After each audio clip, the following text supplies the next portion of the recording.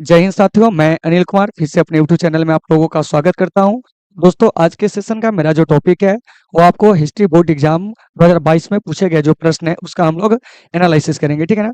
तो इस टॉपिक के अंतर्गत हम लोग 1 से लेकर 75 तक का जो प्रश्न था उसका एनालिसिस किए थे। आज हम लोग क्या करेंगे कि आपको 76 से 100 तक का जो प्रश्न है उसका एनालिसिस करेंगे। तो चलिए साथियों, आज के इस सेशन को शुरू करते हैं। तो देखिए, आज के सेशन का जो पहला प्रश्न है वो कह रहा है कि रूस में भारत विद्या का जनक जो है वो आपको किससे कहा जाता है। देखिए, ऑप्शन ए कह रहा है आपको Niccolo Conti, option B Afanasy Nikitin, option C G S Lebedev और ऑप्शन डी कह रहा है आपको डोमिनगेस पेस, ठीक है ना। तो इसका जो सही आंसर हो जाएगा ना वो आपको ऑप्शन नंबर सी जीएस लिबिदेव। तो यहाँ से आपका एक प्रश्न आएगा कि सर जीएस लिबिदेव जो थे वो किस देश के थे। तो देखिए, जीएस लिबिदेव जो थे वो आपको रूस के थे। कहाँ के थे? रूस के थे। और ये आपको 1785 से लेके, ठीक है ना, कि आपको 1797 क्या है, 1797 ईस्वी तक क्या थे कि आपको भारत में रहे थे। कहाँ रहे थे? भारत में रहे थे। इन चीजों को आपको अच्छे से याद रखना है। यानी कि टोटल मिलाकर जीएस लिबिदेव जो है वो आपको 12 वर्ष जो थे वो आपको भारत में रहे हुए थे, ठीक है ना। तो फिर यहाँ से एक बात आती है कि जीएस लिबिदेव जो थे वो आपको भारत जो आए थे वो किस क्षेत्र के दौरा पर आए थे। तो देखिए, तो जीएस लिबिदेव जो है वो आपको बंगाल के दौरा पर आए थे। कहाँ आए थे? बंगाल के दौरा पर आए थे। और यह आपको पेशे से जो थे वो आपको संगीतकार थे। क्या थे? संगीतकार थे। और साथ साथ आपको नाटककार थे। क्या थे? नाटककार थे। तो अगर आपसे प्रश्न पूछा जाए कि बताइए कि जीएस लिबिदेव की वृत्ति क्या थी, तो आप क्या कहोगे? संगीतकार और नाटककार। तो फिर यहाँ से एक बात आती है कि जीएस लिबिदेव ने क्या किया था कि आपको अपना एक यात्रा वृत्तांत भी लिखा था जिसका नाम है आपको हिंदुस्तानी ग्रामर। क्या है? हिंदुस्तानी ग्रामर। तो आपके एग्जाम में क्वेश्चन पूछ लिया जाएगा कि बताइए कि हिंदुस्तानी ग्रामर जो है वह आपको किसका यात्रा वृत्तांत है, ठीक है ना। तो देखिए, तो ये जो हिंदुस्तानी ग्रामर है ना साथियों, ये आपको जीएस लिबिदेव का क्या एजेंट है, तो आपको यात्रा वृत्तांत है। और आपके एग्जाम में ऐसे क्वेश्चन पूछे जाते हैं कि बताइए कि जीएस लिबिदेव का जो यात्रा वृत्तांत है वो क्या है, तो क्या कहेंगे जानते हैं? हिंदुस्तानी ग्रामर। और इन्हीं को क्या कहा जाता है जानते हैं? तो रूस में भारत विद्या का जनक कहा जाता है। तो इस प्रश्न का सही आंसर जो हो जाएगा वो आपको सी हो जाएगा। तो देखिए, इसमें और भी कई सारे ऑप्शन जो है वो आपको दिए गए, उन ऑप्शनों पर भी हम लोग विचार करेंगे। जैसे देखिए, निकोलो कोंटी। तो निकोलो कोंटी जो है वो आपको इटली का यात्री था। कहाँ का यात्री था? आपको इटली का। इसे आपको याद रखना है। वहीं आपको अफनासी निकितिन जो था वो आपको रूस का यात्री था। कहाँ का था? रूस का, ठीक है ना। तो फिर यहाँ से एक प्रश्न आपसे और पूछे जाएंगे कि बताइए कि अफनासी निकितिन का यात्रा वृत्तांत जो है वो आपको क्या है। तो देखिए, अफनासी निकितिन का जो यात्रा वृत्तांत है ना वो आपको 3 समुद्रों पार की यात्रा है। क्या है? 3 समुद्रों, याद रखिएगा कि 3 समुद्रों पार की जो यात्रा है, क्या है? यात्रा है, वो कौन लिखा है? तो क्या कहेंगे जानते हैं? अफनासी निकितिन। और निकोलो कंटी से एक प्रश्न पूछा जाता है, क्या जानते हैं कि विजयनगर की यात्रा पर आने वाला जो पहला यात्री था वो कौन था। तो याद रखिएगा कि विजयनगर की यात्रा पर क्या कहेंगे? विजयनगर की यात्रा पर आने वाला जो पहला यात्री था ना वो आपको कौन था जानते हैं? वो आपको निकोलो कोंटी। कौन कहेंगे? निकोलो कोंटी, ठीक है ना। तो इन सभी चीजों को आपको अच्छे से याद रखना है। तो साथियों, ये जो निकोलो कोंटी थे ना, ये कहाँ के थे? आप याद रखिएगा कि निकोलो कोंटी जो थे वो आपको इटली के थे। और निकोलो कोंटी किसके दरबार में आया था? तो देखिए, तो निकोलो कोंटी जो है विजयनगर देवराय क्या कहेंगे जानते हैं? तो आपको प्रथम के दरबार में आया था। किसके दरबार में आया था? देवराय प्रथम के दरबार में था। आपके एग्जाम में क्वेश्चन पूछा जाता है कि बताइए कि निकोलो कोंटी विजयनगर किस शासक के दरबार में आया था। तो क्या कहिएगा जानते हैं? देवराय प्रथम के दरबार में, ठीक है ना। वहीं यहाँ से एक प्रश्न और पूछा जाएगा अफनासी निकितिन। तो देखिए, अफनासी निकितिन जो था विजयनगर नहीं आया था बल्कि यह आपको बहमनी आया था। कहाँ आया था? बहमनी आया था, मोहम्मद शाह तृतीय के दरबार में, याद रखिएगा। और अफनासी निकितिन जो था ना वह आपको पेशे से घोड़ों का व्यापारी था। क्या था? घोड़ों का व्यापारी था। मतलब कि अफनासी निकितिन का जो आपको क्या था वृत्ति, वो घोड़ों का व्यापार करना था, ठीक है ना। तो इन सभी चीजों को आपको अच्छे से याद रखना है। तो देखिए, तो ये जो आपको 76 नंबर प्रश्न है इसका सही आंसर क्या हो जाएगा? तो आपको सी हो जाएगा। तो यहाँ से जो कुछ भी बताई गई है आप उसे अच्छे से क्या करेंगे कि आपको याद रखेंगे, ठीक है ना। चलिए अब चलते हैं अगले प्रश्न की ओर। देखिए, अगला प्रश्न क्या कह रहा है? देखिए, कह रहा है कि यूनेस्को द्वारा किस वर्ष हम्पी को विश्व धरोहर स्थल घोषित किया गया था, ठीक है ना। मतलब कि यूनेस्को की विरासत सूची में जो है आपको हम्पी को कब शामिल किया गया था। तो साथियों, इसका सही आंसर हो जाएगा डी, यानी कि 1986 में। कितना में? 1986 में। और आपके एग्जाम में बराबर ये क्वेश्चन जो होते हैं वो आपको पूछे जाते थे। यहाँ से एक बात आई कि सर ये जो यूनेस्को है, यूनेस्को का मतलब क्या हुआ। तो देखिए, तो यूनेस्को का सबसे पहले पूर्ण रूप पे याद रखेंगे, यूनेस्को का पूर्ण रूप हो जाएगा आपको यूनाइटेड, क्या हो जाएगा, यूनाइटेड नेशंस, क्या हो जाएगा, यूनाइटेड नेशंस। और ई से जो हो जाएगा साथियों वो आपको एजुकेशनल, क्या हो जाएगा, एजुकेशनल, ठीक है ना, एजुकेशनल, साइंटिफिक, क्या कहेंगे, साइंटिफिक, ठीक है ना, क्या है, साइंटिफिक, एंड क्या है, एंड कल्चरल, ठीक है ना।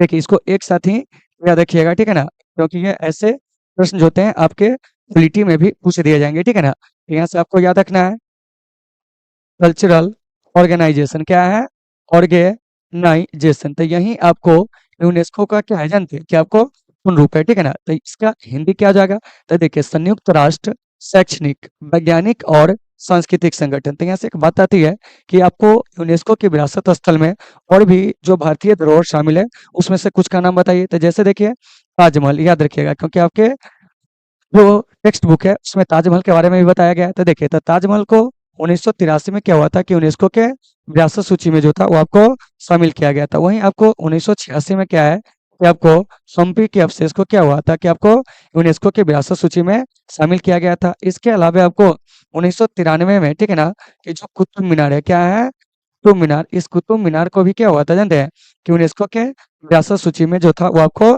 शामिल किया गया था। देखिए बहुत सारे ऐसे धरोहर स्थल है जो आपको यूनेस्को के विरासत सूची में शामिल है, तो सबको बता पाना यहाँ जो है आपको संभव नहीं है, ठीक है ना। तो यहाँ से एक प्रश्न आएगा कि बताइए कि ये जो आपको हम्पी है, क्या है, हम्पी है, ठीक है ना।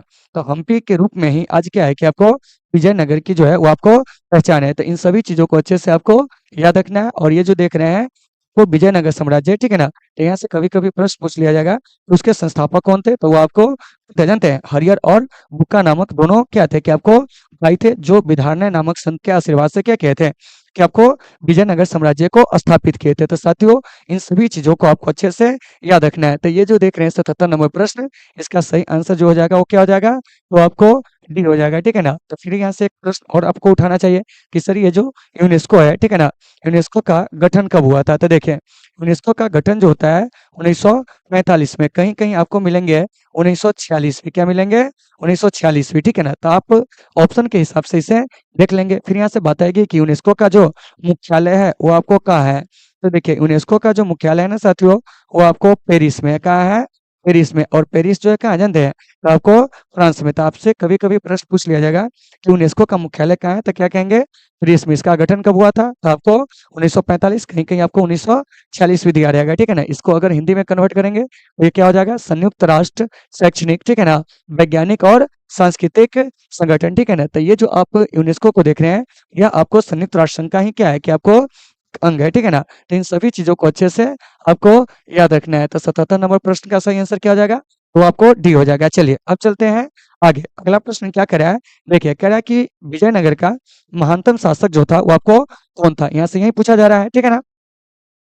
तो देखिए विजयनगर का जो सबसे महानतम शासक था वो आपको कृष्णदेवराय था। कौन था, कृष्णदेवराय था। और कृष्णदेवराय का शासनकाल 1509 से 1529 था। तो इन चीजों को भी आपको अच्छे से याद रखना है। तो अगर मैं आपसे प्रश्न पूछूं कि बताइए कि कृष्णदेवराय का शासनकाल क्या था, तो क्या कहिएगा जानते हैं, 1509 से 1529। तो फिर यहाँ से एक प्रश्न और पूछा जाएगा कि बताइए कि कृष्णदेवराय को अन्य किस नाम से जाना जाता है। तो देखिए कृष्णदेवराय को आंध्र भोज, क्या है, आंध्र भोज के नाम से भी जाना जाता है। इन्हें आंध्र पितामह भी कहा जाता है। क्या कहा जाता है, आंध्र पितामह, क्या है, आंध्र पितामह भी कहा जाता है। तो इन सभी चीजों को आपको अच्छे से याद रखना है। फिर यहाँ से एक प्रश्न और आएगी कि आपको विजयनगर जो था, ठीक है ना, वो जो विजयनगर साम्राज्य था वह आपको राजू द्वार के दक्षिण भाग में स्थापित हुआ था। और विजयनगर के महानतम शासक जो था वो आपको कौन था जानते हैं, कृष्णदेवराय, जो आपको एक विद्वान था और कला का बहुत बड़ा क्या था कि आपको पुस्तक था, ठीक है ना।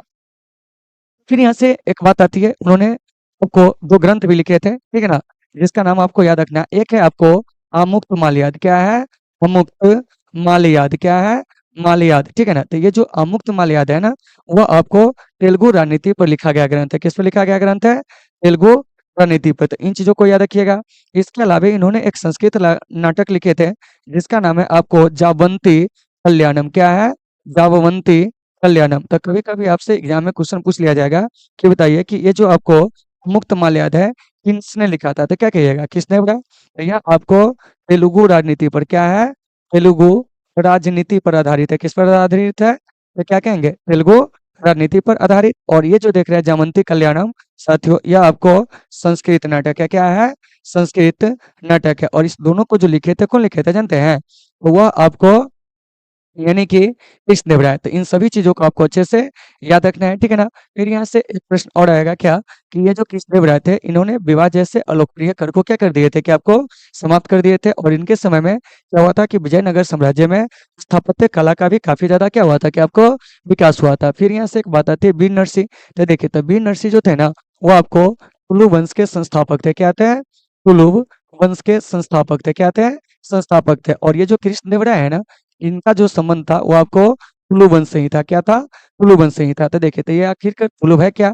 विजयनगर साम्राज्य के अंतर्गत चार राजवंशों ने शासन किया था। देखिए, उसमें सबसे पहला क्या था साथियों? आपको संगम वंश, दूसरा जो था सालू वंश, और तीसरा जो था तुलु वंश, और चौथा जो था अरविडू वंश। तो कभी कभी आपके एग्जाम में क्वेश्चन पूछ लिया जाएगा कि बताइए कि विजयनगर साम्राज्य के अंतर्गत शासन करने वाला जो पहला वंश था वो कौन था। तो देखिए, वह वंश था आपको संगम वंश, ठीक है ना। दूसरा जो था वो आपको सालुब था। क्या था? सालुब था। और तीसरा जो था वो आपको कुलुब था। कौन था? कुलुब था। और चौथा वंश जो था ना साथियों, वो आपको अरविडू था। कौन था? अरविडू था, ठीक है ना। अगर आपके एग्जाम में प्रश्न पूछा जाए कि बताइए कि विजयनगर साम्राज्य के अंतर्गत शासन करने वाला जो पहला वंश था वो कौन था, तो क्या कहिएगा साथियों? वो आपको संगम, दूसरा कहेंगे तो सालुब, तीसरा कहेंगे तो कुलुब, और चौथा कहेंगे तो अरविडू। तो इसमें से जो देख रहे हैं ना, ये आपको कृष्णदेवराय, यह जो थे आपको तुलु वंश से क्या करते थे, कि आपको संबंध रखते थे। तो इन सभी चीजों को आपको अच्छे से याद रखना है, ठीक है ना। तो देखिए, वीर नरसिंह भी तुलु वंश का है, कृष्णदेवराय भी जो है वो आपको क्या है जानते हैं, कि आपको तुलु वंश का ही शासक है। इसके अलावा आपको अच्युत देवराय, यह भी आपको तुलु वंश से ही संबंध रखते हैं। और सदाशिव जो है, यह भी आपको तुलु वंश से ही क्या है, कि आपको संबंध रखते हैं। तो इन सभी चीजों को आपको अच्छे से क्या करना है, कि आपको याद रखना है। तो देखिए, तो ये जो सदाशिव है ना, यह क्या था जानते हैं, कि आपको तुलु वंश के अंतिम शासक हुए। क्या हुए? अंतिम शासक हुए। तो इन सभी चीजों को आपको अच्छे से याद रखना है। तो ये जो आप देख रहे हैं 78 नंबर प्रश्न साथियों, इसका सही आंसर जो हो जाएगा ना, वो आपको बी हो जाएगा। क्या हो जाएगा?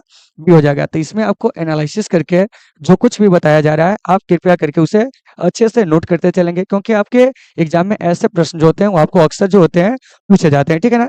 अब चलिए, अब हम लोग चलते हैं अगले प्रश्न की ओर। देखिए, अगला प्रश्न हमारा क्या कह रहा है, आपको समझ में आ रहा है या नहीं, ये भी बताएंगे। देखिए क्या कह रहा है, सुनिए। हम्पी किस राज्य से संबंधित है? तो देखिए, अभी बताए थे, तो ये जो हम्पी है ना, वो आपको विजयनगर साम्राज्य से क्या है, कि आपको संबंधित है। तो यहाँ से आइए, विजयनगर साम्राज्य के बारे में कुछ बात जो है उसको जान लेते हैं। तो देखिए, तो ये जो विजयनगर साम्राज्य है ना साथियों, इसकी जो स्थापना होती है ना, वो आपको 1337 ईस्वी में। कितना ईस्वी में? 1337 ईस्वी में। तो इन चीजों को आपको अच्छे से याद रखना है, ठीक है ना। इसके जो संस्थापक थे वो आपको कौन थे, ये भी तो पूछा जाएगा। तो विजयनगर साम्राज्य के जो संस्थापक थे वो आपको हरिहर, कौन थे? हरिहर। और बुक्का, क्या है? बुक्का। ये दोनों आपस में क्या थे, कि आपको भाई थे। और इसकी जो राजधानी थी विजयनगर साम्राज्य की, वो आपको हम्पी थी। कहाँ थे? हम्पी थी। तो ऐसे कुछ क्वेश्चन है जिसको आपको याद रखना है। क्या है? याद रखना है। और विजयनगर साम्राज्य की जो स्थापना हुई थी वो आपको रायचूर दोआब के दक्षिणी हिस्से में हुई थी, ठीक है ना। तो इन सभी चीजों को अच्छे से याद रखिएगा। फिर इसमें और भी कई सारे ऑप्शन है, उस ऑप्शन के बारे में जानते हैं। जैसे देखिए, मौर्य वंश। तो देखिए, तो मौर्य वंश की जो स्थापना होती है, क्या होती है स्थापना, वो आपको 323 ईसा पूर्व में होती है। कितने में होती है? 323 ईसा पूर्व में। इन चीजों को अच्छे से याद रखना है। मौर्य वंश के जो संस्थापक थे वो कौन थे? आपको चंद्रगुप्त मौर्य। कौन थे? चंद्रगुप्त मौर्य। और ये जो देख रहे हैं मौर्य वंश, इसकी जो राजधानी थी ना, वो आपको पाटलिपुत्र थी। कहाँ थी? पाटलिपुत्र थी। तो साथियों, इन सभी चीजों को आपको अच्छे से याद रखना है। ऐसे प्रश्न भी आपके एग्जाम में पूछ ले जाएंगे। फिर हम चलते हैं गुप्त वंश की ओर। तो देखिए, तो ये जो आप देख रहे हैं गुप्त वंश, ठीक है ना, तो इसकी जो स्थापना होती है ना, वो आपको 240 ईस्वी में। कितना में होती है? 240 ईस्वी में। और इसके जो संस्थापक थे वो आपको श्रीगुप्त थे। कौन थे? श्रीगुप्त थे। और इसकी जो राजधानी थी वो भी आपको कहाँ थी जानते हैं? तो आपको पाटलिपुत्र थी। कहाँ थे? पाटलिपुत्र, ठीक है ना। हालांकि चंद्रगुप्त द्वितीय जो है पाटलिपुत्र के अलावे राजधानी को जो था वो आपको मतलब उज्जैनी भी जो था वो आपको बसाया था। तो ये सब याद रखिएगा। फिर यहाँ से बहमनी आ जाएगा। क्या आ जाएगा? बहमनी। तो देखिए, तो ये जो आपको बहमनी है, क्वेश्चन आप याद रखिएगा। तो बहमनी साम्राज्य के जो संस्थापक थे अलाउद्दीन हसन शाह। कौन थे? अलाउद्दीन हसन शाह, ठीक है ना, या अलाउद्दीन हसन गंगू, इन्हीं को कहते हैं, ठीक है ना। लेकिन यहाँ पे ज्यादा अच्छा रहेगा, आप इसे ऐसे याद रखेंगे, अलाउद्दीन बहमन शाह। क्या कहेंगे? अलाउद्दीन बहमन शाह। इसके क्या थे, कि आपको संस्थापक थे। क्या थे? संस्थापक थे। और दूसरी बात आप यहाँ से ये चीज याद रखेंगे कि ये जो बहमनी साम्राज्य है इसकी स्थापना कब होती है, तो 1347 ईस्वी में। और इसकी जो प्रारंभिक राजधानी थी वो आपको कहाँ थी जानते हैं, वो आपको गुलबर्गा, कहाँ थे, गुलबर्गा। तो इस चीज को भी आपको अच्छे से याद रखना है। तो आपसे अगर प्रश्न पूछा जाता है कि बताइए कि ये जो बहमनी साम्राज्य है इसके संस्थापक कौन थे, अलाउद्दीन बहमन शाह, ठीक है ना। इसकी स्थापना कब होती है बहमनी साम्राज्य की, 1347 में। इसकी राजधानी कहाँ थी, गुलबर्गा। तो इनमें से सभी चीजों को आपको अच्छे से याद रखना है। तो वहीं आपका प्रश्न गड़ा कि हम्पी किस राज्य से संबंधित है, तो क्या कहिएगा, विजयनगर से। विजयनगर साम्राज्य की स्थापना कब होती है, इसे भी आपको याद रखना है, 1336 में, ठीक है ना। उसके बाद अगर पूछा जाए गुप्त वंश के बारे में तो थोड़ा बहुत इसे भी याद रखिएगा कि गुप्त वंश की जो स्थापना होती है 240 में। और इसके जो संस्थापक होते हैं श्रीगुप्त, और इसकी राजधानी कहाँ होती है आपको, पाटलिपुत्र, ठीक है ना। फिर यहाँ से मौर्य वंश, तो मौर्य वंश की स्थापना कब होती है, आपको 323 ईसा पूर्व में। संस्थापक कौन थे, चंद्रगुप्त मौर्य, और इसकी राजधानी कहाँ थी, पाटलिपुत्र। यहाँ से जो कुछ भी आपको बताया जा रहा है, ठीक है ना, एनालिसिस करके इन सारे चीजों को आपको बेहतर तरीके से साथियों क्या करना है, याद रखना है, ठीक है ना। चलिए अब चलते हैं अगले प्रश्न को। देखिए अगला प्रश्न क्या कह रहा है, सुनिए। कह रहा है कि विजयनगर साम्राज्य की स्थापना कब हुई थी।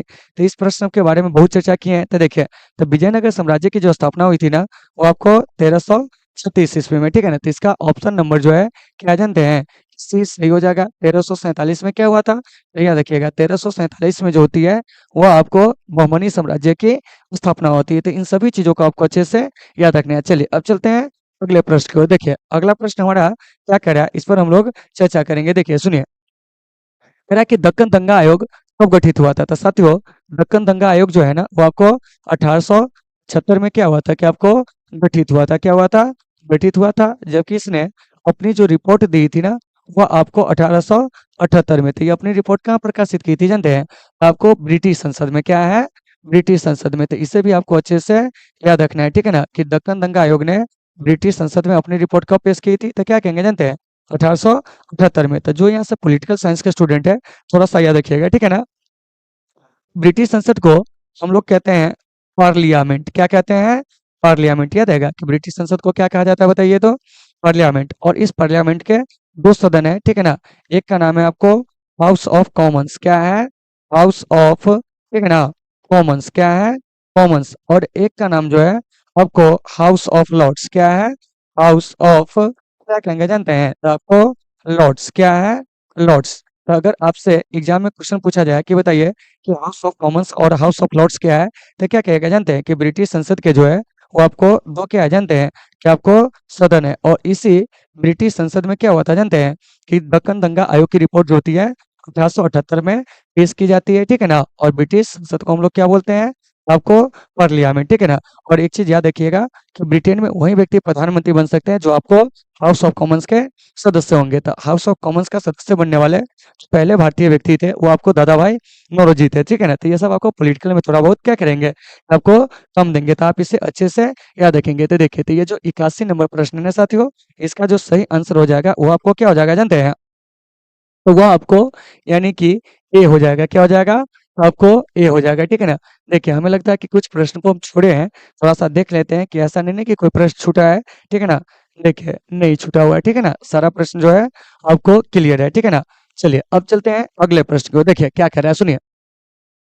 कह रहा है कि कॉर्नवालिस कोड कब बना था। तो देखिए, तो ये जो कॉर्नवालिस कोड है ना साथियों, ये आपको 1793 बना था। तो एक चीज याद रखिएगा कि ये जो लॉर्ड कॉर्नवालिस है यह आपको बंगाल का गवर्नर जनरल कब तक रहा था, तो 1786 से 1793 तक। यह क्या था जानते हैं, कि आपको बंगाल का गवर्नर जनरल था। और भारत में अस्थाई बंदोबस्त, क्या कहेंगे, भारत में अस्थाई बंदोबस्त, ठीक है ना। तो देखिए भारत में स्थाई बंदोबस्त शुरू करने का जो श्रेय जाता है ना वो आपको किसको जाता है जानते हैं, तो आपको लॉर्ड कॉर्नवालिस को, किसको जाता है, लॉर्ड कॉर्नवालिस को। तो इन चीजों को आपको अच्छे से याद रखना है। और ये जो आपको स्थायी बंदोबस्त है ये मुख्य रूप से कहाँ लागू हुआ था, आपके एग्जाम में अक्सर पूछा जाता है, तो याद रखिएगा, ठीक है ना। तो ये आपको बंगाल, क्या है, बंगाल, बंगाल के अलावे जो है साथियों वो आपको बिहार, और बिहार के अलावे जो है वो आपको उड़ीसा में क्या हुआ था, कि आपको मुख्य रूप से लागू हुआ था। तो अगर आपसे मैं प्रश्न पूछूं कि बताइए अस्थाई बंदोबस्त मुख्य रूप से कहाँ लागू हुआ था, तो क्या कहिएगा, बंगाल, बिहार और क्या कहेंगे जानते हैं, उड़ीसा में, ठीक है ना। स्थायी बंदोबस्त जो लागू होती है वो कब होती है जानते हैं? तो 1793 ईस्वी में। और यह जो लागू करते हैं कौन जानते हैं? Lord Cornwallis. और इस लॉर्ड कॉर्नवालिस को ना साथियों क्या कहा जाता है जानते हैं? तो भारत में सिविल सेवा का जो है वो आपको जनक कहा जाता है। क्या कहा जाता है? जनक कहा जाता है। तो इन चीजों को भी आपको याद रखिएगा कि भारत में क्या है? भारत में सिविल सेवा का क्या कहेंगे? सिविल सेवा का जनक जो है किसे कहा जाता है? तो साथियों याद रखेंगे कि भारत में सिविल सेवा का जो जनक है वो आपको लॉर्ड कॉर्नवालिस को कहा जाता है। तो देखिए, तो अंग्रेज हमारे यहाँ से बहुत कुछ अगर लेकर गया तो वो हमें बहुत सारा चीज जो है वो आपको देकर भी गया, ठीक है ना। आज जो हम लोग के यहाँ सिविल सर्विस के जो एग्जाम सब होते हैं, ठीक है ना, या सिविल सेवा के बारे में हम लोग जानते हैं, तो कहीं ना कहीं इससे जो हमें परिचित कराया है वो आपको अंग्रेज नहीं क्या किया था कि आपको परिचित कराया है। तो इन सभी चीजों को आपको अच्छे से याद रखना है। तो उम्मीद है कि आप इसे समझ गए होंगे। तो देखिए, तो ये जो 82 नंबर प्रश्न है इसका सही आंसर बी हो जाएगा कि कॉर्नवालिस कोड कब लागू हुआ था? तो 1793 में, ठीक है ना। चलिए अब चलते हैं आगे अगले प्रश्न को। देखिए अगला प्रश्न क्या कह रहा है? दामिनी को क्या था? तो देखिए दामिनी को जो था ना साथियों वो आपको भूभाग था, यानी कि ऑप्शन नंबर ए जो है वो आपको इसका क्या है जानते हैं कि सही आंसर है। तो दामिनी को यह भूभाग उसे दिया गया था, ठीक है ना, जो आपको संथाल जनजाति के लोग थे। क्या थे? संथाल जनजाति के लोग थे, ठीक है ना। तो याद रखिएगा कि दामिनी को जो था क्या था? आपको एक भूभाग था। तो यहाँ पर बात आई संथाल की, क्या हुई? संथाल की। तो थोड़ा सा जान लीजिए संथाल के बारे में। देखिए, तो संथाल एक विद्रोह हुआ था। क्या हुआ था? विद्रोह हुआ था, ठीक है ना। तो देखिए सबसे पहले संथाल विद्रोह में संथाल जो है वो क्या है? तो आपको एक जनजाति है। क्या है? एक जनजाति है। इस बात को आपको अच्छे से याद रखना है कि संथाल विद्रोह में संथाल क्या है? तो क्या कहेंगे जानते हैं? तो आपको एक जनजाति है। फिर यहाँ से एक बात आती है संथाल विद्रोह कब हुआ था? तो क्या कहेंगे जानते हैं? तो आपको 1855-56 ईस्वी में। देखिए याद रखिएगा कि संथाल विद्रोह कब हुआ था साथियों? तो क्या कहेंगे जानते हैं? 1855-56 ईस्वी में जो है वो आपको संथाल विद्रोह हुआ था। संथाल विद्रोह के जो नेता थे वो कौन थे? तो देखिए संथाल विद्रोह के जो नेता थे वो आपको सिद्धू थे। क्या थे? सिद्धू थे। और साथ साथ जो थे वो कौन थे जानते हैं? तो आपको कान्हू थे। तो याद रहेगा कि संथाल विद्रोह के जो नेता थे कौन थे जानते हैं? तो आपको सिद्धू और कान्हू थे। तो इन सभी चीजों को आपको अच्छे से याद रखना है। तो साथियों फिर यहाँ से एक प्रश्न है, क्या आएगी? ये प्रश्न आएगी, क्या प्रश्न आएगी जानते हैं? ये जो संथाली है, ठीक है ना, वो आपको एक भाषा भी है। और संथाली भाषा को संविधान की 8वीं अनुसूची में जो है वो आपको कब शामिल किया गया था? तो 2003 में। तो याद रखिएगा, तो 2003 में, ठीक है ना। थोड़ा सा पॉलिटिकल की भी बात कर लेते हैं। तो देखिए 2003 में संविधान के 8वीं अनुसूची में जो है ना आपको 4 भाषा को शामिल किया गया था। देखिए कौन कौन शामिल किया गया था? एक आपको बोडो है। क्या है? बोडो है, ठीक है ना। बोडो के अलावा जो है वो आपको डोगरी। क्या है? डोगरी। डोगरी के अलावा जो हो जाएगा साथियों संथाली। क्या है? संथाली। और संथाली के अलावा जो है ना वो आपको मैथिली है। क्या है? मैथिली है। तो इन सभी चीजों को आपको अच्छे से याद रखना है। तो संथाली भाषा जो है ना आज संविधान की 8वीं अनुसूची में क्या है कि आपको सम्मिलित है। क्या है? सम्मिलित है। तो इसको कब शामिल किया गया था? 2003 में। किस संविधान संशोधन द्वारा? तो आपको 92वां संविधान संशोधन के द्वारा। तो इन सभी चीजों को आपको अच्छे से याद रखना है। तो आपका प्रश्न क्या कह रहा है कि दामिनी को क्या था? तो कहेंगे एक भूभाग था, ठीक है ना।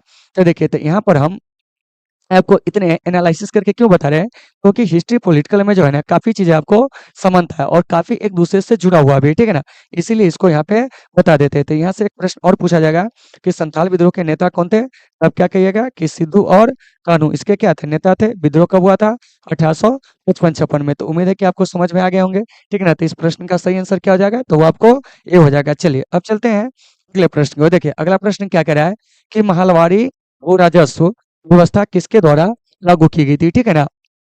देखिए थोड़ा सा टाइपिंग मिस्टेक है, इस वजह से थोड़ा क्या है जानते हैं, आपको देखने में थोड़ा सा अलग लग सकते हैं, तो इसको आप सुधार लीजिएगा, ठीक है ना। देखिए क्या कह रहा है, महलवाड़ी भू राजस्व व्यवस्था किसके द्वारा लागू की गई? ऑप्शन ए कह रहा है Dalhousie, Wellesley, William Bentinck, Auckland. तो देखिए इसका सही आंसर हो जाएगा ना लॉर्ड वेलेजली। क्या हो जाएगा? Lord Wellesley. तो यहाँ से एक बात आती है कि लॉर्ड वेलेजली का कार्यकाल जो था बंगाल के गवर्नर जनरल के रूप में कब तक था? तो 1700, ठीक है ना, 98 से 1805 तक। इसको आपको याद रखना है। लॉर्ड डलहौजी का 1848 से 1800 क्या कहेंगे जानते हैं? तो आपको 56। लॉर्ड विलियम बेंटिक क्या कहेंगे? तो वो आपको कितना जानते हैं? तो 1828 से 1835। और ये जो ऑकलैंड थे वो आपको एक कलेक्टर थे। क्या थे? कलेक्टर थे। तो देखिए तो इन सबके द्वारा कुछ किए गए महत्वपूर्ण कार्य है, उस कार्य को भी जानिए। जैसे देखिए लॉर्ड डलहौजी इसने क्या किया था जानते हैं? कि आपको राज्य हड़प नीति को शुरू किया था। किसको शुरू किया था? राज्य हड़प नीति को। उसके बाद है लॉर्ड वेलेजली, इसने क्या किया था जानते हैं? कि आपको सहायक संधि को शुरू किया था। किसको शुरू किया था? सहायक संधि को। उसके बाद है विलियम बेंटिक, इसने भारत में किया था कि आपको अंग्रेजी शिक्षा को क्या किया था कि आपको लागू किया था। तो इन सभी चीजों को आपको अच्छे से याद रखना है कि भारत में अंग्रेजी शिक्षा कौन लागू किया था, लॉर्ड विलियम बेंटिक। कब जानते हैं, तो 1835 ईस्वी में। क्या है, 1835 ईस्वी में। इसके अलावा लॉर्ड विलियम बेंटिक ने ही क्या किया था जानते हैं, कि आपको सती प्रथा का अंत किया था। क्या किया था, सती प्रथा का अंत, ठीक है ना। कभी कभी प्रश्न पूछ लिया जाएगा कि ये जो सती प्रथा का अंत हुआ था यह कब हुआ था जानते हैं, तो यह आपको 1829 में। क्या है, 1829 में किन के प्रयास से हुआ था जानते हैं, तो राजा राम मोहन राय के प्रयास से, ठीक है ना। तो इन सभी चीजों को अच्छे से याद रखना है। इसके अलावा इसने क्या है कि आपको स्त्री शिक्षा पर भी क्या किया था कि आपको बल दिया था। तो इन सभी चीजों को अच्छे से याद रखना है। हाँ, यहाँ से एक चीज याद रखिएगा कि जो आपको लॉर्ड विलियम बेंटिक है वो किसके अनुशंसा पर अंग्रेजी शिक्षा को लागू किया था जानते हैं, तो लॉर्ड मैकाले के अनुशंसा पर। किसके अनुशंसा पर, लॉर्ड मैकाले के अनुशंसा पर। तो फिर यहाँ से एक बात आती है क्या, कि आपको जो हमारे यहाँ विधि आयोग बना था उस विधि आयोग के प्रथम अध्यक्ष कौन थे, तो याद रखिएगा विधि आयोग के, ठीक है ना, क्या है, विधि आयोग के जो आपको प्रथम अध्यक्ष थे, क्या थे, प्रथम अध्यक्ष, वो कौन थे, तो साथियों विधि आयोग के जो प्रथम अध्यक्ष थे ना वो आपको लॉर्ड मैकाले थे। और इन्हीं के अनुशंसा पर भारत में अंग्रेजी शिक्षा को क्या होता है कि आपको लागू किया जाता है। फिर यहाँ से एक प्रश्न आएगी, क्या जानते हैं, और भी चीजों पर थोड़ा सा चर्चा कर लेते हैं। जैसे आपको राज्य हड़प नीति का शिकार पहला राज्य कौन था, तो वो आपको सतारा था। फिर यहाँ से सहायक संधि को स्वीकार करने वाला पहला राज्य कौन था, तो वो आपको हैदराबाद था। कौन था, हैदराबाद था। तो याद रहेगा कि अगर अब मैं आपसे प्रश्न पूछ लूं, क्या जानते हैं कि सहायक संधि स्वीकार करने वाला पहला राज्य जो था वो कौन था, तो क्या कहिएगा, हैदराबाद। राज्य हड़प नीति का शिकार पहला राज्य कौन था, सतारा, जिससे 1848 में अंग्रेजों ने क्या कर लिया था, हड़प लिया था। और राज्य हड़प नीति का शिकार अंतिम राज्य पूछेंगे ना साथियों, वो हो जाएगा आपको अवध। कौन हो जाएगा, अवध। देखिए याद रखिएगा कि राज्य हड़प नीति का शिकार अंतिम राज्य कौन था, तो वो आपको अवध था। और अवध को 1856 में क्या हुआ था कि कुशासन का आरोप लगाकर, क्या लगाकर, कुशासन का आरोप लगाकर उसे क्या कर लिया गया था कि आपको हड़प लिया गया था, ठीक है ना। उम्मीद है कि आपको समझ में आ गए होंगे। तो आपका ये जो प्रश्न करा है, महलवारी भू राजस्व व्यवस्था किसके द्वारा लागू की गई थी, तो इसका सही आंसर हो जाएगा ऑप्शन नंबर, क्या कहेंगे जानते हैं, बी, यानी कि लॉर्ड वेलेस्ली। तो उम्मीद है कि सारे साथियों को ये सभी प्रश्न समझ में आ गए होंगे। अगर कहीं से किसी प्रकार की कोई दिक्कत होती है तो आप लोग कमेंट करके बताओगे, ठीक है ना। अब चलते हैं अगले प्रश्न को, ठीक है ना। मैं देखिए इसका हम लॉन्ग एनालिसिस इसलिए कर रहे हैं ताकि देखिए इसमें जो कॉम्पिटिटिव छात्र है उनके लिए भी ये क्या हो जाएंगे कि आपको फायदेमंद हो जाएंगे, ठीक है ना। देखिए क्या कह रहा है, सुनिए। संथाल विद्रोह का नेता कौन था, ऑप्शन ए कह रहा है सिद्धू एवं कानू, सेवरम, चितर सिंह, बिरसा मुंडा। तो इसका सही आंसर क्या हो जाएगा था आपको, यानी कि सिद्धू एवं कानू। और अभी बताए थे कि संथाल विद्रोह जो हुआ था कब हुआ था, 1855-56 में। तो इसके बारे में हम ज्यादा चर्चा नहीं करेंगे। तो इसका जो ऑप्शन नंबर ए है साथियों, वो आपको क्या हो जाएगा कि आपको सही हो जाएगा। क्या हो जाएगा, सही हो जाएगा। चलिए चलते हैं अगले प्रश्न की ओर। देखिए क्या कह रहा है, सुनिए। देखिए कह रहा है कि फ्रांसीसी बुकानन कौन था, तो फ्रांसीसी बुकानन जो था वो आपको एक क्या था जानते हैं, सर्वेक्षक था। क्या था, सर्वेक्षक था, ठीक है ना। यानी कि ब्रिटिश ईस्ट इंडिया कंपनी के क्रियाकलापों से संबंधित चीजों को यह सर्वेक्षण करके क्या हुआ था कि आपको इंग्लैंड गया था। तो इन सभी चीजों को आपको अच्छे से याद रखना है। तो इसका ऑप्शन नंबर डी जो है वो आपको करेक्ट आंसर है। क्या है, करेक्ट आंसर है। तो उम्मीद है कि सारे साथियों को ये चीजें समझ में आ गए होंगे। तो 86 नंबर प्रश्न का सही आंसर क्या हो जाएगा, डी। देखिए कि जिसमें समय देने वाला है उसमें हम आपको समय दे रहे हैं। क्या है, समय दे रहे हैं, ठीक है ना। जिस प्रश्न में समय देने लायक नहीं है तो उसमें हम समय आपको नहीं दे रहे हैं, ठीक है ना। चलिए आगे चलते हैं। देखिए अब कह रहा है ईस्ट इंडिया कंपनी की स्थापना कब हुई थी, तो देखिए ईस्ट इंडिया कंपनी की जो स्थापना होती है ना वो आपको 1600 ईस्वी में। डेट याद रखिएगा, 31 दिसंबर 1600 ईस्वी को क्या होता है कि ईस्ट इंडिया कंपनी की स्थापना होती है। इसके आज्ञा पत्र द्वारा, तो याद रखेंगे महारानी, क्या कहेंगे, महारानी एलिजाबेथ। क्या है, एलिजाबेथ क्या कहेंगे जानते हैं, आपको प्रथम। क्या है, प्रथम के आज्ञा पत्र द्वारा, क्या है, आज्ञा पत्र द्वारा ब्रिटिश ईस्ट इंडिया कंपनी की क्या होती है कि आपको स्थापना होती है। तो इन चीजों को आपको अच्छे से याद रखना है। फिर यहाँ से एक बात आती है कि जो ब्रिटिश ईस्ट इंडिया कंपनी है इसका उद्देश्य जो था क्या था, तो देखिए तो ब्रिटिश ईस्ट इंडिया कंपनी का उद्देश्य था क्या जानते हैं, तो भारतीय उपमहाद्वीप में, क्या कहेंगे, भारतीय उप महाद्वीप में, क्या है, उप महाद्वीप में क्या करना जानते हैं कि आपको व्यापार करना। क्या करना, व्यापार करना। इसीलिए ईस्ट इंडिया कंपनी की भारत में क्या होती है कि आपको स्थापना होती है। तो साथियों इन सभी चीजों को आपको अच्छे से याद रखना है। तो अगर मैं आपसे क्वेश्चन पूछूं कि बताइए कि ब्रिटिश ईस्ट इंडिया कंपनी की स्थापना कब होती है, तो क्या कहिएगा? 31 दिसंबर 1600 ईस्वी को। किसके आज्ञा पत्र द्वारा? तो महारानी एलिजाबेथ प्रथम के आज्ञा पत्र द्वारा, ठीक है ना। इसका उद्देश्य क्या होता है? तो भारतीय उपमहाद्वीप में क्या करना जानते हैं कि आपको व्यापार वाणिज्य को क्या करना है कि करना, ठीक है ना। व्यापार वाणिज्य को मतलब आपको विस्तार करना है, ठीक है ना। अब यहाँ से एक बात आती है कि देखिए इसमें तो और भी सारी कंपनियां हैं जो आपको भारत आई थी, क्या आई थी? भारत आई थी, जरा सा उसके बारे में बता दीजिए। तो देखिए, तो ये जो देख रहे हैं ब्रिटिश ईस्ट इंडिया कंपनी, इससे पहले जो है ना वो आपको पुर्तगाली ईस्ट इंडिया कंपनी की स्थापना होती है 1400 के नाम जानते हैं आपको 98 ईस्वी में। उसके बाद ब्रिटिश ईस्ट इंडिया कंपनी की स्थापना 1600 में। उसके बाद डच ईस्ट इंडिया कंपनी की स्थापना जो होती है 1602 में, ठीक है ना। उसके बाद डेनिश का 1616 में। उसके बाद जो है फ्रांसीसी का 1664 ईस्वी में। और स्वीडिश ईस्ट इंडिया कंपनी की जो स्थापना होती है वो आपको 1731 ईस्वी में। तो देखिए, तो इस सभी कंपनियों के बारे में याद रखिएगा। अगर पूछेंगे पुर्तगाली ईस्ट इंडिया कंपनी तो क्या कहोगे? 1498 में। ब्रिटिश ईस्ट इंडिया कंपनी 1600 में। डच ईस्ट इंडिया कंपनी 1602 में, ठीक है ना। डेनिश ईस्ट इंडिया कंपनी 1616 में।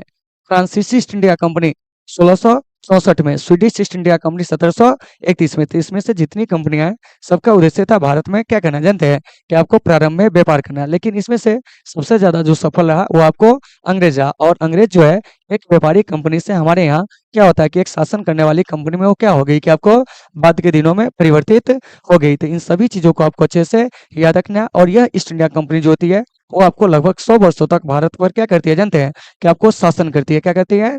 शासन करती है। उससे पहले यह केवल भारत में व्यापार करती थी। क्या करती थी? व्यापार करती थी। तो इन सभी चीजों को आपको अच्छे से याद रखना है। तो ये जो आपका प्रश्न है, ठीक है ना, 87 नंबर, इसका सही आंसर जो हो जाएगा साथियों वो आपको बी हो जाएगा। क्या हो जाएगा? बी हो जाएगा। तो उम्मीद है कि सभी लोगों को ये प्रश्न जो होंगे समझ में आ गए होंगे। चलिए अब हम चलते हैं अगले प्रश्न को। देखिए अगला प्रश्न क्या कह रहा है कि लक्ष्मीबाई के गोद लिए हुए पुत्र का नाम क्या था? तो देखिए लक्ष्मीबाई के गोद लिए हुए पुत्र का नाम जो था ना वो आपको दामोदर राव था। क्या था? दामोदर राव। यानी कि ऑप्शन नंबर कहेंगे जानते हैं कि आपको जो सी है इसका क्या है जानते हैं? सही आंसर है। क्या है? सही आंसर है, ठीक है ना। फिर यहाँ से और भी चीजें क्या है, और भी चीजें जैसे देखिए कि आपको रानी लक्ष्मीबाई का मूल नाम पूछ दिया जाएगा। क्या पूछ दिया जाएगा? मूल नाम। तो देखिए, तो रानी लक्ष्मीबाई का मूल नाम जो था ना वो आपको मणिकर्णिका था। क्या था? मणिकर्णिका। याद रखिएगा कि रानी लक्ष्मीबाई का मूल नाम क्या था? मणिकर्णिका। मनु क्या है? मनु या इन्हीं को सबीली कहा जाता था। क्या कहा जाता था? सबीली कहा जाता था। इसे भी आपको याद रखना है। फिर यहाँ से देखिए एक चीज है आपको ढूंढीराज। तो ये जो देख रहे हैं नाना साहब ने, क्या देख रहे हैं? नाना साहब, ठीक है ना। तो साथियों नाना साहब का जो मूल नाम था ना वो आपको ढूंढी रहा था। क्या था? ढूंढी रहा था। यहाँ से याद रखिएगा, ठीक है ना।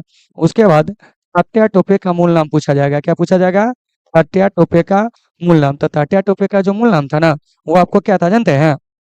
तो तात्या टोपे का जो मूल नाम था, थोड़ा सा ध्यान रखिएगा, उसका नाम जो हो जाएगा आपको क्या हो जाएगा जानते हैं? आपको रामचंद्र पांडुरंग। क्या कहेंगे? रामचंद्र, ठीक है ना। पांडुरंग क्या है? पांडुरंग, ठीक है ना। तो इन सभी चीजों को आपको अच्छे से याद रखना है कि तात्या टोपे का जो मूल नाम था क्या था बताइए था? रामचंद्र पांडुरंग। नाना साहब का कहेंगे ढूंढीराज, ठीक है ना। झांसी की रानी लक्ष्मीबाई का मणिकर्णिका, मनु या छबीली, उन्हीं का क्या था कि आपको मूल नाम था। तो इन सभी चीजों को आपको अच्छे से क्या करना है कि आपको याद रखना है। क्या करना है? याद रखना है, ठीक है ना। ये जो देख रहे हैं आपको रानी लक्ष्मीबाई, ये आपको क्या कहते हैं जानते हैं कि झांसी से 1857 के सिपाही विद्रोह का नेतृत्व किए थे। इधर आप देख रहे हैं नाना साहब। तो नाना साहब और तात्या टोपे ये दोनों लोग जो थे कानपुर में क्या किए थे कि जानते हैं? 1857 के सिपाही विद्रोह का नेतृत्व किए थे। तो यहाँ से जो भी प्रश्न पूछा जाता है इन सभी प्रश्नों को आपको अच्छे से याद रखना है, ठीक है ना। आप सुभद्रा कुमारी चौहान जी का एक कविता का पंक्ति है, सुने हुईएगा कि खूब लड़ी मर्दानी हो तो झांसी वाली रानी थी। मतलब कि ये जो रानी लक्ष्मीबाई है, ठीक है ना, वो कहाँ की रानी थी जानते हैं? झांसी की। हालांकि इनका जो जन्म होता है ना वो आपको काशी में होता है। क्या होता है? काशी में, ठीक है ना। काशी बोले तो आपको वाराणसी में क्या होती है? वाराणसी में। तो इन सभी चीजों को आपको अच्छे से याद रखना है। तो इस प्रश्न का सही आंसर क्या हो जाएगा? वो आपको सी हो जाएगा। क्या हो जाएगा? सी हो जाएगा। चलिए अब चलते हैं अगले प्रश्न को। देखिए अगला प्रश्न जो है साथियों वो क्या करा इस पर हम लोग चर्चा करेंगे। देखिए करा कि जगदीशपुर में 1857 के विद्रोह का नेतृत्व किसने किया था? तो देखिए जगदीशपुर में 1857 के विद्रोह का नेतृत्व किए थे आपको कुंवर सिंह। तो यहाँ से क्वेश्चन पूछा जाएगा जानते हैं क्या कि आपको बिहार में 1857 के सिपाही विद्रोह का नेतृत्व कौन किए थे? देखिए बिहार में अगर पूछा जाएगा ना, फिर भी आपका आंसर हो जाएगा, क्या जानते हैं? तो आपको वीर कुंवर सिंह, ठीक है ना, तो याद रखिएगा। बिहार पूछे तब, पूछे, बिहार पूछे तब, ठीक है ना, जगदीशपुर पूछे तब, क्या पूछे, जगदीशपुर पूछे तब, दोनों का आंसर क्या होगा, वीर कुंवर सिंह। हालांकि अगर पटना में पूछ दिया जाए, क्या पूछ दिया जाए, पटना में, तो साथियों पटना में हो जाएंगे आपको पीर अली जी। कौन हो जाएंगे? पीर अली जी, ठीक है ना। देखिए पटना पॉय से है, तो पटना में पीर अली जी क्या है, पीर अली जी। जबकि आपको बिहार में जगदीशपुर में पूछेगा तो क्या कहिएगा, आपको वीर कुंवर सिंह, ठीक है ना। तो उम्मीद है कि आप इसे समझ गए होंगे। तो देखिए, तो ये जो आप प्रश्न देख रहे हैं 89 नंबर, इसका सही आंसर जो हो जाएगा ना, वो आपको बी हो जाएगा। क्या हो जाएगा? बी हो जाएगा, ठीक है ना।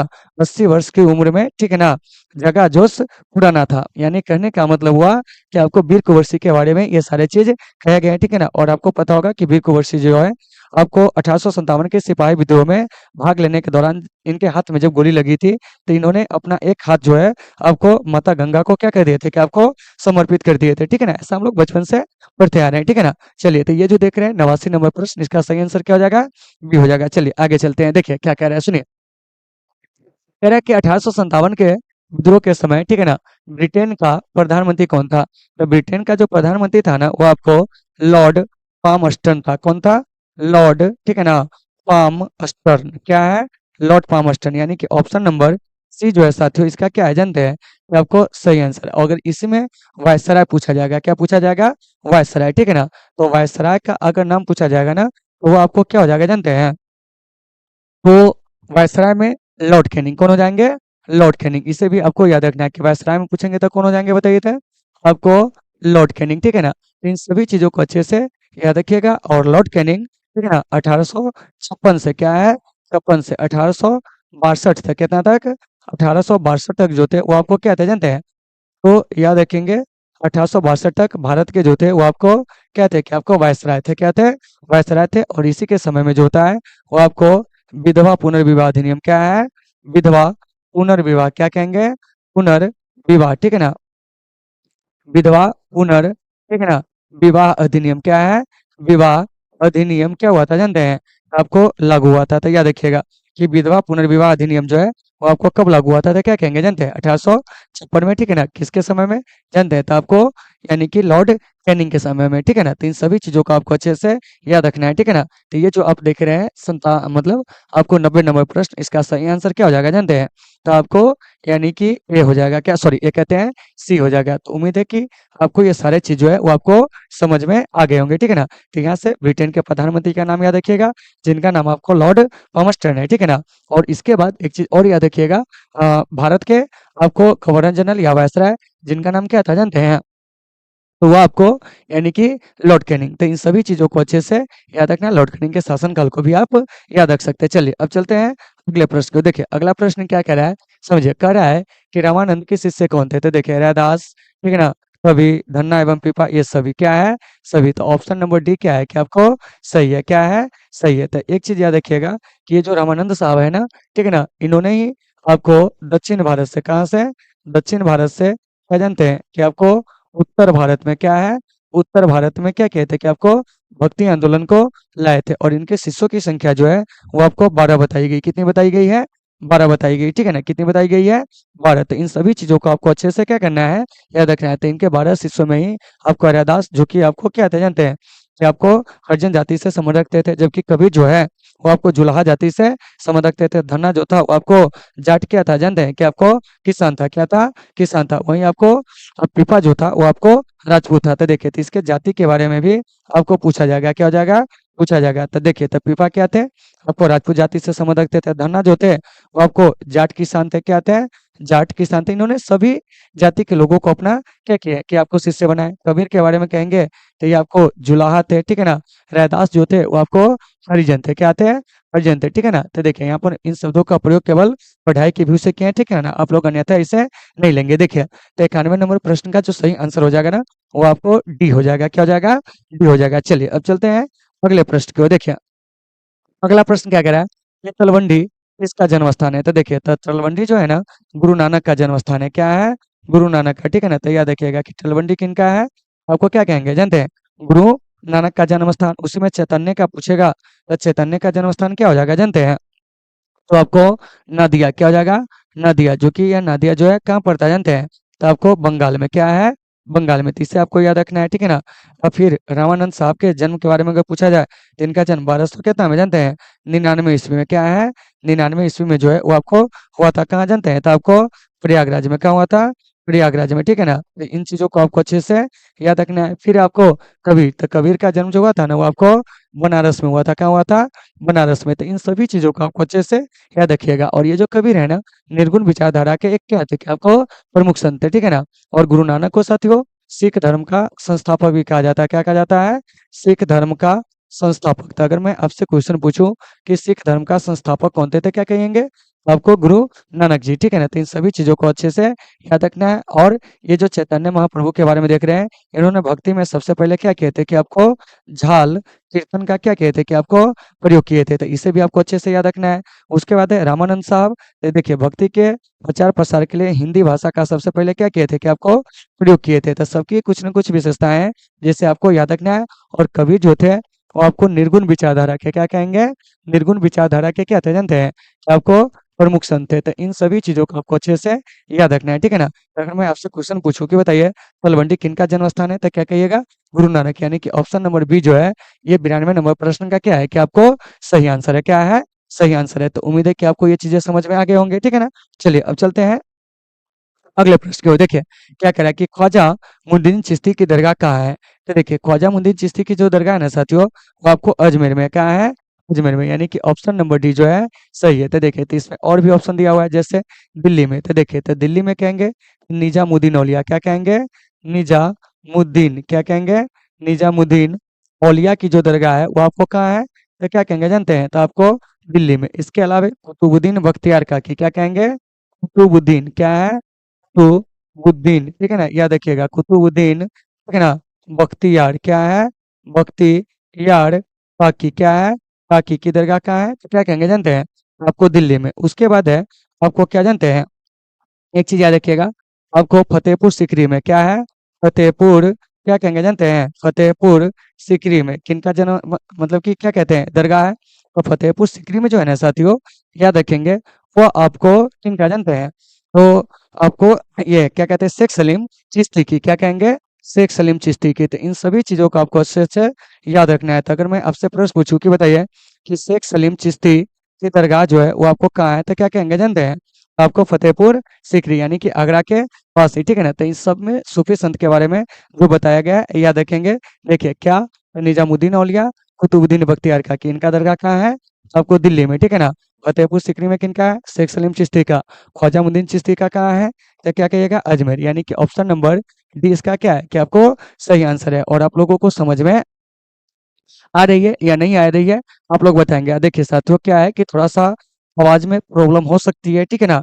आवाज जो है अभी निकल नहीं रही है। कारण क्या है कि आपको 11 जो बैच होते हैं उसको हम लोग क्या करते हैं कि हम लोग नहीं कहेंगे, हम कंप्लीट करने के बाद आपके पास आते हैं, ठीक है ना? तो सारा एनर्जी जो होती है वो आपको वहीं पे जो होती है खत्म हो गई रहती है, ठीक है ना? तो बस ये हम आपके लिए जो थोड़ा बहुत हेल्प के तौर पर क्या है कि इस वीडियो को रिलीज कर रहे हैं, ठीक है ना? तो आप उसे देखते चलेंगे, ठीक है ना? बढ़िया से। और जहां भी दिक्कत हो आप लोग अपना फीडबैक देते चलेंगे। चलिए आगे देखते हैं क्या है, सुनिए। कह कि काशी में किस प्रसिद्ध संत का जन्म हुआ था? मीराबाई, कबीर, गुरु नानक, वल्लभाचार्य, ठीक है ना? तो देखिए तो काशी में जो जन्म हुआ था ना वो आपको वल्लभाचार्य का भी हुआ था, ठीक है ना?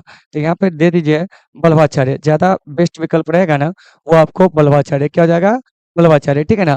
तो देखिए यहाँ से मीराबाई के बारे में अगर पूछा जाएगा तो मीराबाई का जन्म जो होता है राजस्थान में। कहाँ होता है? राजस्थान में। इसे भी आपको याद रखना है। और इनका जन्म वाराणसी से थोड़ा सा दूर होता है, इसीलिए हम यहाँ पे वल्लभाचार्य दे दिया। गुरु नानक का जन्म अभी बताया था तलवंडी में हुआ था। तो इस प्रश्न का जो सही आंसर हो जाएगा ना वो आपको क्या हो जाएगा जानते हैं? तो वो आपको डी हो जाएगा। क्या हो जाएगा? डी हो जाएगा, ठीक है ना? चलिए अब चलते हैं अगले प्रश्न की ओर। अगला प्रश्न हमारा क्या कह रहा है इस पर हम लोग चर्चा करेंगे। देखिए सुनिए, कह रहा है कि बीजक में किसके उपदेश संग्रहित है? तो देखिए तो बीजक में जो है ना साथियों कबीर के उपदेश जो है वो आपको संग्रहित है, यानी कि ऑप्शन नंबर ए जो है आपको सही है। क्या है? सही है। तो बीजक में किसका उपदेश है तो क्या कहेंगे?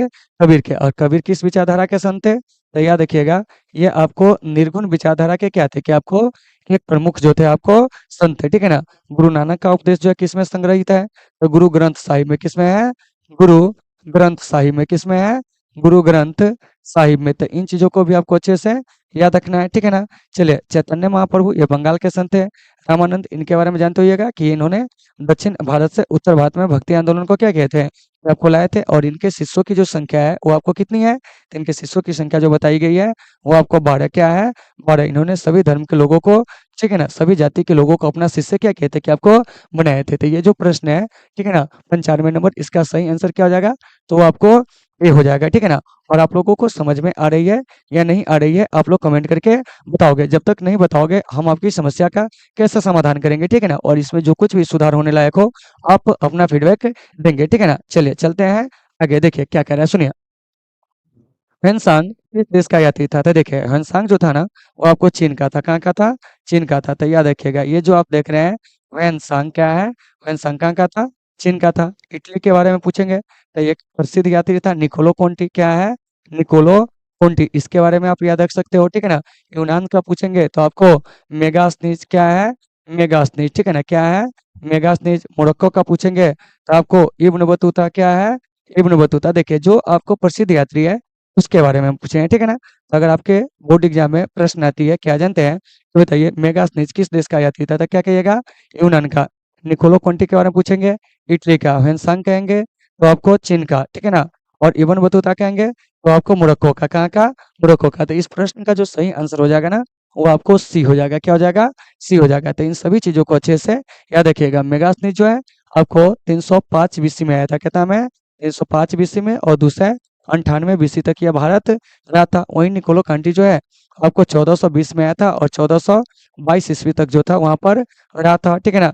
ह्वेनसांग जो है 629 ईस्वी में आया था और 644 ईस्वी तक जो है वो आपको रहा था। यह इब्न बतूता जो है 1333 ईस्वी में आया था और आपको 1342 ईस्वी तक जो था वो आपको भारत रहा था। तो इन सभी के बारे में ये सारे चीज जो है साथियों आप याद रखेंगे। क्या करेंगे, याद रखेंगे। तो ये जो आपका 96 नंबर प्रश्न है इसका सही आंसर जो हो जाएगा वो आपको सी हो जाएगा। क्या हो जाएगा, सी हो जाएगा। चलिए चलते हैं अगले प्रश्न को, देखिए अगला प्रश्न क्या कह रहा है कि तहकीक ए हिंद में किसका यात्रा वृत्तांत है। तो देखिए तहकीक ए हिंद में आपको अलबरूनी का क्या है कि आपको यात्रा वृत्तांत है। तो देखिए तो ये जो तहकीक ए हिंद है ना इसी को हम लोग कहते हैं किताब उल हिंद। क्या कहते हैं, किताब उल हिंद कहते हैं। इसे आपको याद रखना है, ठीक है ना।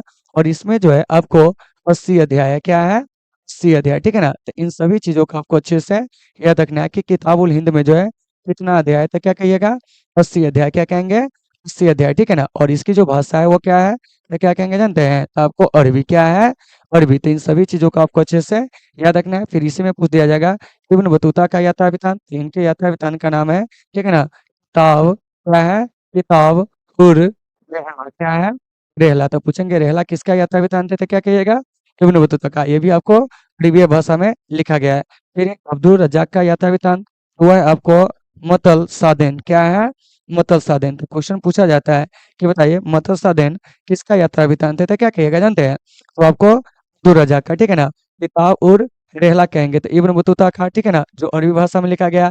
किताबुल हिंद या तहकीक हिंद किसका है, अलबरूनी का, जो किस भाषा में लिखा गया है, अरबी भाषा में। तो यहाँ से जो कुछ भी आपको बताया जा रहा है इन सारे चीजों को आपको अच्छे से क्या करना है, याद रखना है। तो उम्मीद है कि आप इन सारे चीजों को समझ गए होंगे। चलिए अब चलते हैं अगले प्रश्न को, देखिए लेकिन उससे पहले जान लीजिए इसका आंसर क्या हो जाएगा। तो देखिए इसका सही आंसर आपको ए हो जाएगा। क्या हो जाएगा, ए हो जाएगा, ठीक है ना। अब चलिए अब चलते हैं नेक्स्ट प्रश्न हमारा क्या कह रहा है, इस पर हम लोग बात करेंगे। देखिए कह रहा है कि मौर्य काल का प्रसिद्ध यूनानी यात्री कौन था, अभी बताए थे वो कौन हो जाएगा, मेगास्थनीज, ठीक है ना, क्या है, मेगास्थनीज। तो इस सभी यात्रियों के बारे में हम लोग क्या कहते हैं कि आपको चर्चा किए थे। तो देखिए तो ऑप्शन नंबर 20 का क्या हो जाएगा, कि आपको सही आंसर हो जाएगा। क्या हो जाएगा, सही आंसर। चलिए अब चलते हैं यहाँ पर देखिए अलबरूनी, तो यह आपको मध्य एशिया के ख्वारिज्म का था। कहाँ का था, मध्य एशिया के ख्वारिज्म का, ठीक है ना। ये जो वर्नियर है ये आपको फ्रांस का था। कहाँ का था, फ्रांस का था। मेगास्थनीज कहेंगे तो ये आपको यूनान का। और रॉबर्ट सिबल जो था वो आपको एक इतिहासकार था। क्या था, इतिहासकार था, ठीक है ना। तो इन सभी चीजों को आपको अच्छे से याद रखना है, ठीक है ना, कि कौन यात्री कहाँ का था। जहाँ दिक्कत होगी आप लोग कमेंट करके बताओगे, ठीक है ना। चलिए अब चलते हैं अगले प्रश्न को, देखिए क्या कह रहा है, सुनिए। अरे अलबरूनी किसके साथ भारत आया था, तो देखिए अलबरूनी जो भारत आया था ना महमूद गजनबी के साथ। किसके साथ, महमूद मतलब गजनबी के साथ, ठीक है ना। तो यह कब भारत आया था जानते हैं, तो आपको 1024 ईस्वी में भारत आया था और 1030 ईस्वी तक जो था ये आपको भारत रहा था, ठीक है ना। और इसी दौरान इसने अपना एक यात्रा वृत्तांत लिखा था जिसका नाम है आपको किताब उल हिंद, ठीक है ना। तो इन सभी चीजों को आपको याद रखना है। तो इस प्रश्न का सही आंसर क्या हो जाएगा? तो आपको ए हो जाएगा। क्या हो जाएगा? ए हो जाएगा। तो उम्मीद है कि आपको सारे चीज समझ में आ गए होंगे। यहाँ पर देखिए ऑप्शन डी में थोड़ा सा याद रखिएगा। प्रथम मुस्लिम आक्रमणकारी है जिसने भारत पर क्या किया था, कि आपको आक्रमण किया था, तो वो कौन था जानते हैं? तो आपको मोहम्मद बिन कासिम। तो उम्मीद है कि आप इसे समझ गए होंगे। तो इस प्रश्न का सही आंसर क्या हो जाएगा? आपको ए हो जाएगा। चलिए अब चलते हैं नेक्स्ट प्रश्न की ओर, और यह अंतिम है। देखिए कह रहा है कि कैप्टन हॉकिंस किस मुगल शासक के दरबार में आया था? तो देखिए तो कैप्टन हॉकिंस जो है ना, वो जहांगीर के दरबार में, ठीक है ना, 1600 कितना में जानते हैं? तो आपको 8 में आया था। कितना में आया था? 1608 ईस्वी में आया था। तो इन चीजों को अच्छे से याद रखना है। तो देखिए तो ये जो कैप्टन हॉकिंस है, ठीक है ना, ये 1600 कितना में आया था? 8 में, ठीक है ना। और जहांगीर ने कैप्टन हॉकिंस को जो है इंग्लिश खान क्या है, इंग्लिश खान की क्या किया था जानते हैं? कि आपको उपाधि जो था वो आपको दिया था। तो इन सभी चीजों को अच्छे से याद रखना है। जहांगीर के दरबार में सर थॉमस रो कब आया था? तो देखिए तो सर थॉमस रो जो है जहांगीर के दरबार में 1615 ईस्वी में क्या हुआ था, कि आपको आया था। तो इन सभी चीजों को आपको अच्छे से याद रखना है, ठीक है ना। इसके अलावा फ्रांसिस बेलसर्ट, ठीक है ना, ये भी आपको जहांगीर के दरबार में ही आया था। तो यहाँ पे जो भी मुगल बादशाह दिया है उसके शासनकाल को थोड़ा बहुत क्या कीजिएगा, याद रखिएगा। जैसे देखिए अकबर का शासनकाल, ये आपको 1600 नहीं कहेंगे, ठीक है ना।